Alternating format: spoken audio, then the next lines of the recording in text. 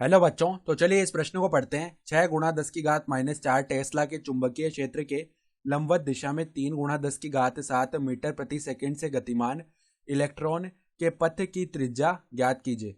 तो यहाँ पर देखो, इलेक्ट्रॉन के पथ की हमें त्रिज्या ज्ञात करनी है। तो प्रश्न में आगे बढ़ने से पहले इस प्रश्न से संबंधित जो मुख्य अवधारणा है उसकी हम चर्चा कर लेते हैं।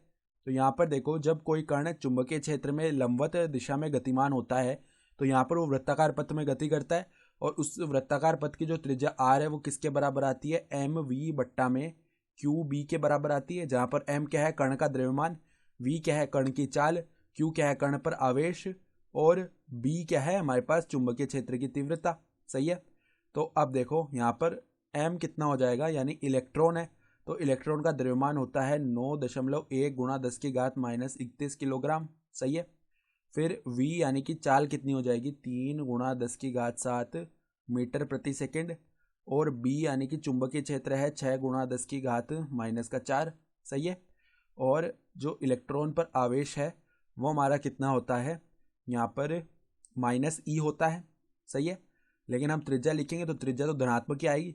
तो 9.1 × 10⁻⁻31 गुणा में देखो यहाँ पर v का मान कितना है, 3 × 10⁻⁷ बट्टा में देखो क्या आ जाएगा, बट्टा में यहाँ पर q का मान यानी कि 1.6 × 10⁻⁻19। देखो त्रिज्या धनात्मक आएगी तो यहाँ पर हम परिमाण ले रहे हैं। ठीक है।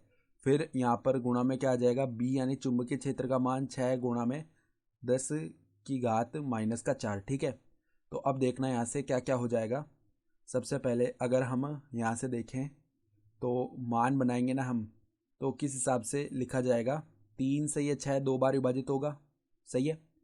फिर देखो यहाँ पर 9.1 गुणा ऊपर पहले क्या बन जाएगा हमारे पास, 10 में हमारा आ जाएगा -24 बट्टा में यहाँ पर 2 को 1.6 से गुणा किया तो 3.2 गुणा में यहाँ पर और क्या बनेगा, 10 में -23। सही है। फिर देखो अब इसको और हम सरल करेंगे। ठीक है। तो इसका मान देखो किसके बराबर बनने वाला है अब हमारे पास। तो यहाँ पे देखो ये बन जाएगा 2.84 गुणा में 10 में यहाँ पर कितना आ जाएगा, 10 में -1 आएगा। सही है। तो ये मान बनेगा। तो इसको हम क्या लिख सकते हैं, 0.284 मीटर। ये आ गई हमारी त्रिज्या और यही उत्तर हो जाएगा। तो आशा करता हूँ कि आपको ये प्रश्न समझ में आया होगा। धन्यवाद।